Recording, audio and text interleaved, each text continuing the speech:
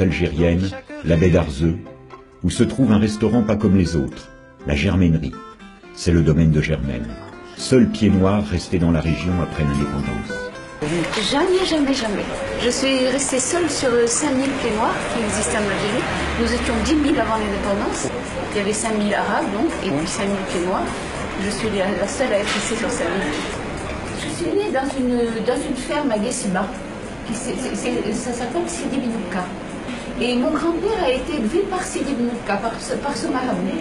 Et bien sûr, il a été enterré dans sa marabout. C'est lui qui faisait des mariages, qui faisait régner la justice dans la ferme, une immense ferme. 1916 صاوية عربية وهي كانت كيما بنت ولدها جرمان كانت صغيرة ايوا وانا كنت شوية مليحة عليه كبيرة عليه واحد 12 سنة وزادوا ثم وكاع سيدين ثم كل شيء قال لها روح بن حنيفية يمينة مدام بوطالب قال لها راني غادية بن حنيفية وراني مريض إلا أنا مت تدفنوني في سيدي محمد بن يبقى جا وسيدي بو عبد الله مسا الخير عليه الكبير الأول والعلماء قالت لي المرأة تخبر فيها ماشي أنا ما شفتهمش هذا أيوا قالت لي غسلوه وكفنوه وبدلنا الطلبة عليه قال لهم ها الدراهم ها ولا كفنوني وغسلوني وها تدفنوني. Toucher un cheveu ni quoi que ce soit. Bien au contraire, on a sauvé des fois des vies.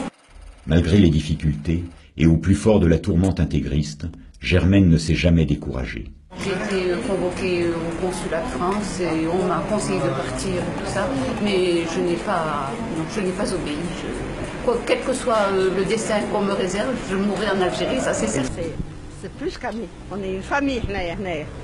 On est une famille, ça fait déjà 30 ans qu'on est voisines. Elle n'est jamais partie, elle a toujours été là.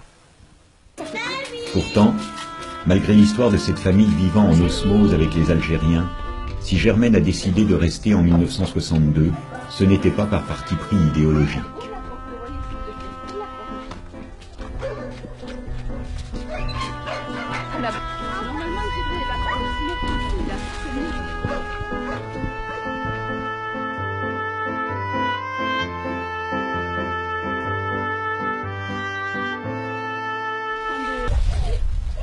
« 40 ans ont passé depuis l'indépendance, mais les jeux des enfants n'ont pas changé.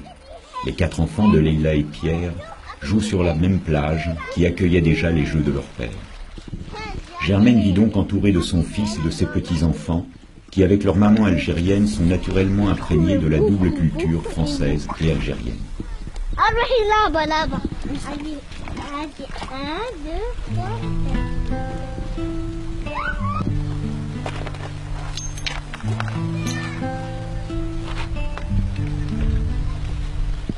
Écouter tous ces bruits sur le terrorisme et tout ça. Le terrorisme existe dans le monde entier, alors ce n'est pas la peine ça n'évite pas. Il ne faut pas avoir peur, de toute façon. Et ils seront les bienvenus, bien sûr. Tous ceux qui sont retournés en Algérie depuis racontent l'accueil chaleureux qu'ils ont reçu. Autant de signes qui entretiennent chez les rapatriés le sentiment douloureux que si les deux communautés n'avaient pas été broyées par l'histoire, elles auraient pu continuer à vivre ensemble. Un choix qui lui a coûté son mariage. C'est sans amertume que Léonide a décidé de rentrer à Toulon, où il vit toujours aujourd'hui.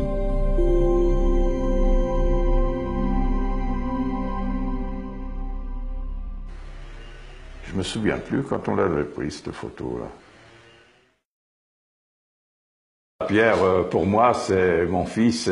Quand il vient ici, moi je vois, il est heureux et tout. Et puis il me dit, ah, ok, c'est là j'ai connu une fille d'Arzeu qui en l'occurrence s'appelait Germaine.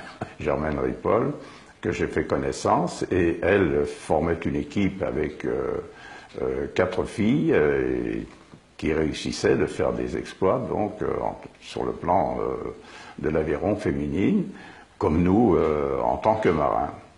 Et moi j'arrivais donc en fin 1950, au début 1950, janvier 1950, où j'avais un choix à faire, soit quitter la Marine nationale, ou alors continuer dans la Marine nationale où je pouvais être affecté en France métropolitaine et tout ça. Et comme je fréquentais à ce moment-là Germaine Ripoll, donc on avait décidé de se marier. Et avant mon fin de lien de la Marine nationale, nous nous sommes mariés donc en octobre 1950. Le 7 octobre exactement, c'était le jour d'anniversaire Germaine. Et tant bien que mal, on a pu donc avec Germaine vivre. Elle continuait à aider sa mère dans le bar où elle a vécu depuis son enfance, sa plus tendre enfance, puisqu'elle servait déjà des clients à l'âge de 7 ou 8 ans. Donc elle s'est complètement déchargée de l'affaire de vin spiritueux en gros, que j'ai développé de plus en plus avec les eaux minérales, bière, tout ça, donc dans la région d'Arzeux. C'est une colonie française, elle était quand même colonialisée et que tôt ou tard, ça devait quand même se libérer, ça je le savais. Et donc elle m'a dit de toute façon, moi qu'il arrive n'importe quoi, moi je ne partirai jamais d'ici, je reste, c'est ma terre, je dis c'est tout à fait normal, c'est tout à ton honneur. Et en plus de ça, elle savait que son grand-père était enterré dans un marabout. Elle avait une haute considération de tous les musulmans qui vivaient quand même autour là-bas. Donc, je savais pertinemment qu'elle ne courait aucun risque de toute façon, et elle le savait fort bien, indéniable. Son attachement est d'autant plus fort que c'est en Algérie qu'est né le premier de ses enfants, Pierre. Un pays qui, après avoir fait de lui un père, l'a fait grand-père de 4 petits-enfants. La mer Méditerranée est comme un pont, un cordon ombilical qui lie Arzeux à Toulon, Léonide à son fils Pierre. Ah, là-bas, c'est l'Algérie. Voilà, il y a Pierre là-bas. Elle raconte sans faux semblant le véritable parcours du combattant qu'elle mène depuis des années auprès de l'administration algérienne pour obtenir la nationalité d'un pays qu'elle n'a jamais quitté depuis sa naissance. Mon message, je voudrais bien qu'il filme cette lettre. Monsieur, suite à votre lettre du 15 janvier 1990, je tiens à vous exprimer toute ma reconnaissance ainsi que mes remerciements sincères. Je me permettrai aussi de dessiner un bref résumé de mon existence qui cimenteront peut-être l'objet de ma requête. Guessiba est le nom de l'immense et splendide domaine agricole dans lequel je vis le jour. Mon grand-père, fils de Marie Rivol, est un enfant naturel que le Mokadem, Sidi Belouka, élève comme son propre fils. Gérant de cette grande propriété, il y fait régner l'ordre, justice, honnêteté, jusqu'à sa mort en août 1925. Nombreux sont les gens qui, des années durant, sont venus se recueillir sur sa tombe. De son mariage avec Thérèse Oldra, ma grand-mère, Vicente a 5 garçons. Un seul survit, mon père Pierre. Pierre, berger de location, épouse Acacia Rubio, ma mère, femme de chambre alors auprès des maîtres. Et nous laissons Vincent, mon frère, hélas tué durant la Seconde Guerre mondiale à l'âge de 21 ans, ma sœur Yvette et moi-même, qui suis la digne petite fille de Vicente. Nous grandissons. Mes parents décident de s'installer en ville afin de nous inscrire dans une école. Eux n'ont jamais eu cette chance. Arzeux est alors un petit port de pêche de 10 000 habitants où échouent quelquefois des navires de commerce qui chargent le sel et l'alpha. Nous nous installons dans un modeste local, les enfants s'instruisent et papa et maman vendent des lobes, café au lait et taillos. Les revenus sont maigres, mais quelques années plus tard, nous déménageons dans un endroit plus spacieux, mon restaurant actuel, celui-ci. 1942, débarquement des troupes américaines. Nous sortons de la médiocrité. Notre petite affaire revêt un aspect florissant et la petite famille s'épanouit enfin. Survient en 1948 le décès de mon brave homme de père et je prends époux en 1950. J'ai un fils, Pierre, qui vit toujours avec moi. Les jours s'écoulent, j'assiste impuissante aux événements qui vont troubler mon pays jusqu'en 1962. En 62, tout un petit peuple fuit. Je reste seule dans un immeuble de 4 étages, seule avec mon petit garçon de 6 ans. Je ne connais pas la France, je ne veux pas la connaître. Je divorce, me débat au milieu de 1000 difficultés, mais maintiens ma résolution, je resterai.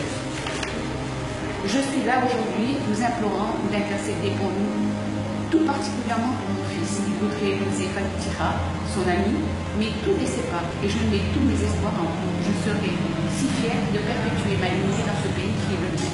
Sincèrement, vous avez tout compris. Elle est belle cette lettre. C'est moi qui l'ai écrite. Germaine a un rêve pour l'Algérie et pour tous les Français qui y ont vécu. Le rêve d'un pays réconcilié avec sa propre histoire.